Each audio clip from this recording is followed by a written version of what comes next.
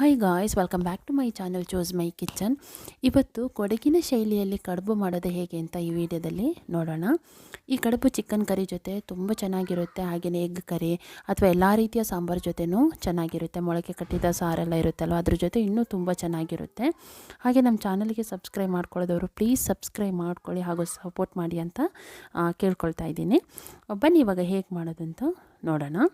First ನಾನಿಲ್ಲಿ 3 ಕಪ್ಪಷ್ಟು rice ರವೆ ಅಂದರೆ ಅಕ್ಕಿ ತರಿನ ತಗೊಂಡಿದ್ದೀನಿ. ಅಕ್ಕಿನ ಚೆನ್ನಾಗಿ ವಾಶ್ ಮಾಡಿ ಒಣಗಿಸಿ ತರಿಯಾಗಿ ಗ್ರೈಂಡ್ ಮಾಡ್ಕೊಂಡಿರುವಂಥದ್ದು. ಸೊ ನೋಡಿ, ಈ ರೀತಿ ಇರುತ್ತೆ. ಇಲ್ಲಿ ನಾನು ಈ ಕಪ್ನ ಮೆಜರ್ಮೆಂಟಾಗಿ ತಗೊಂಡಿದ್ದೀನಿ. ಈ ಕಪ್ಪಲ್ಲಿ 3 ಕಪ್ಪಷ್ಟು ಅಕ್ಕಿ ತರಿ ತಗೊಂಡಿದ್ದೀನಿ. ಈಗ ಇಲ್ಲಿ ನಾನೊಂದು ದಪ್ಪ ತಳದ ಪಾತ್ರೆ ತಗೊಂಡು ಅದಕ್ಕೆ 1 ಕಪ್ ಅಕ್ಕಿ ತರಿಗೆ 1.5 ಕಪ್ಪಷ್ಟು ನೀರು ಹಾಕ್ಕೊಳ್ಬೇಕು. ಅಂದರೆ ಇಲ್ಲಿ 3 ಕಪ್ ಅಕ್ಕಿ ತರಿಗೆ 4.5 ಕಪ್ಪಷ್ಟು ನೀರು ಹಾಕ್ಕೊಳ್ತಾ ಇದ್ದೀನಿ. ರುಚಿಗೆ ತಕ್ಕಷ್ಟು ಉಪ್ಪು, ಒಂದು ಸ್ವಲ್ಪ ಆಯಿಲ್ ಅಥವಾ ತುಪ್ಪ ಬೇಕಾದರೂ ಹಾಕೋಬೋದು. ನೀರು ಕುದಿಯೋವರೆಗೆ ವೆಯ್ಟ್ ಮಾಡೋಣ. ಸೊ ನೋಡಿ, ಕುದೀತಾ ಇದೆ. ಇವಾಗ ನಾವು ಒಂದು ಕೈಯಲ್ಲಿ ಅಕ್ಕಿ ತರಿ ಇಟ್ಕೊಂಡು ಇನ್ನೊಂದು ಕೈಯಲ್ಲಿ ಸೌಟು ಇಟ್ಕೊಂಡು ತಿರುಗಿಸ್ತಾ ಇರಬೇಕು.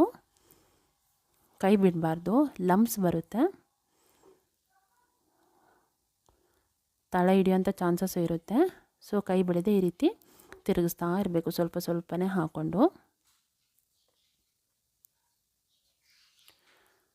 ಸೊ ನೀರೆಲ್ಲ ಹಿಂಗೋವರೆಗೆ ನಾವು ತಿರುಗಿಸ್ತಾ ಇರಬೇಕು.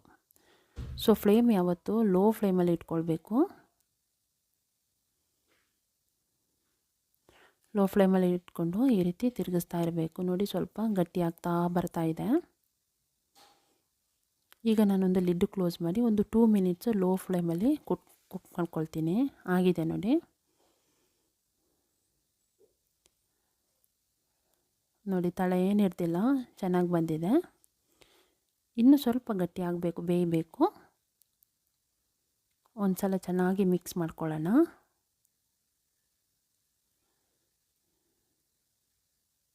ಇನ್ನೊಂದು 2 ಮಿನಿಟ್ಸ್ ನಾವು ಕುಕ್ ಮಾಡ್ಕೋಬೇಕು.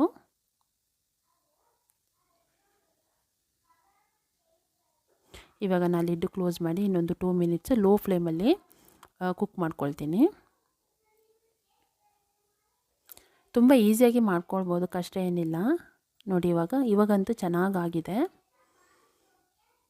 ನೋಡಿ, ಒಂದು ಸ್ವಲ್ಪನೂ ನೀರಿಲ್ಲ, ಗಟ್ಟಿಯಾಗಿ ಬಂದಿದೆ. ಸೊ ಇದು ಪರ್ಫೆಕ್ಟ್ ಕನ್ಸಿಸ್ಟೆನ್ಸಿ. ನಾವಿದನ್ನ ಒಂದು ಅಗಾಲದ ಪಾತ್ರೆಗೆ ಟ್ರಾನ್ಸ್ಫರ್ ಮಾಡ್ಕೊಳ್ಳೋಣ. ರೊಟ್ಟಿ ಎಲ್ಲ ಮಾಡೋಂಥ ಪಾತ್ರೆ ಇರುತ್ತಲ್ವ, ತಟ್ಟೆ, ಅದಕ್ಕೆ ಟ್ರಾನ್ಸ್ಫರ್ ಮಾಡ್ಕೊಳ್ಳೋಣ. ಸೊ ಕಡುಬು ಯಾವತ್ತೂ ಇದು ಬಿಸಿ ಇರೋತ್ತಿಗೆ ನಾವು ಮಾಡ್ಕೋಬೇಕು, ಇಲ್ಲಾಂದರೆ ನಮಗೆ ಕಡುಬು ಮಾಡೋಕ್ಕೆ ಆಗೋದಿಲ್ಲ. ತಣ್ಣಗಾದರೆ ಉಂಡೆ ಕಟ್ಟಲಿಕ್ಕೆ ಆಗೋದಿಲ್ಲ. ನಾನೊಂದು ಸ್ವಲ್ಪ ಒಂದು ಬೌಲಲ್ಲಿ ನೀರು ಇಟ್ಕೊಂಡಿದ್ದೀನಿ. ಸ್ವಲ್ಪ ನೀರನ್ನ ಟಚ್ ಮಾಡಿಕೊಂಡು ನಾವು ಬಿಸಿ ಇರೋತ್ತಿಗೆ ಈ ರೀತಿ ಮುದ್ದೆ ಮಾಡ್ಕೊಳ್ಬೇಕು. ಚೆನ್ನಾಗಿ ಕಲಸಿ ಮುದ್ದೆ ಮಾಡ್ಕೊಳ್ಬೇಕು. ನೋಡಿ, ಈ ರೀತಿ ಮುದ್ದೆ ಮಾಡ್ಕೊಂಡಿದ್ದೀನಿ. ಬಿಸಿ ಇದೆ, ತಣ್ಣಗಾಗಿಲ್ಲ ಇನ್ನೂ. ಸೊ ತಣ್ಣಗಾಗಲಿಕ್ಕೆ ಬಿಡಬಾರ್ದು. ಸೊ ನಿಮಗೆ ಕೈಲಿ ಮಾಡಲಿಕ್ಕೆ ಕಷ್ಟ ಅಂದರೆ ಒಂದು ಸ್ಪೂನು ತಗೊಳ್ಬೋದು, ಸ್ವಲ್ಪ ಮಿಕ್ಸ್ ಮಾಡ್ಕೊಳ್ಳಿಕ್ಕೆ. ನೋಡಿ, ಈ ರೀತಿ ಒಂದು ಸಲ ಚೆನ್ನಾಗಿ ಕಲಸಿ ಈ ರೀತಿ ಮುದ್ದೆ ಮಾಡಿ ಇಟ್ಕೊಳ್ಳೋಣ.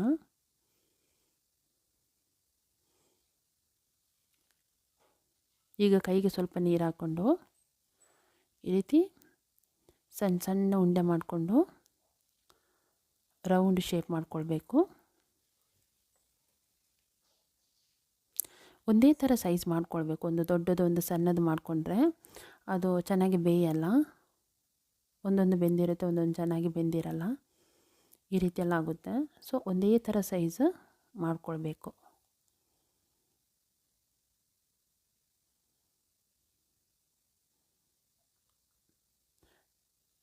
ನಾನೆಲ್ಲನೂ ಈ ರೀತಿ ಮಾಡಿ ಇಟ್ಕೊಳ್ತೀನಿ.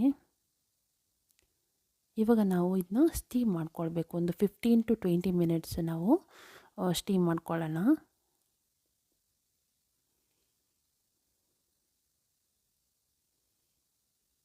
ಸೊ ಇದೊಂದು ಬ್ರೇಕ್ಫಾಸ್ಟ್ ರೆಸಿಪಿ, ಅಥವಾ ಯಾರಾದರೂ ಮನೆಗೆ ಗೆಸ್ಟ್ ಬಂದರೆ ಏನಾದರೂ ಫಂಕ್ಷನ್ ಇರೋತ್ತಿಗೂ ಈ ಕಡುಬು ಮಾಡ್ಕೊಳ್ಬೋದು. ತುಂಬಾ ಚೆನ್ನಾಗಿರುತ್ತೆ. ಈಗ ನಾನು ಲಿಡ್ ಕ್ಲೋಸ್ ಮಾಡಿ ಒಂದು 15 to 20 ಮಿನಿಟ್ಸ್ ನಾನು ಕುಕ್ ಮಾಡ್ಕೊಳ್ತೀನಿ. ಸೊ ಆಗಿದೆ. ಲಿಡ್ ಓಪನ್ ಮಾಡಿ ನೋಡೋಣ. ತುಂಬಾ ಸಾಫ್ಟಾಗಿ ಚೆನ್ನಾಗಿ ಬಂದಿದೆ.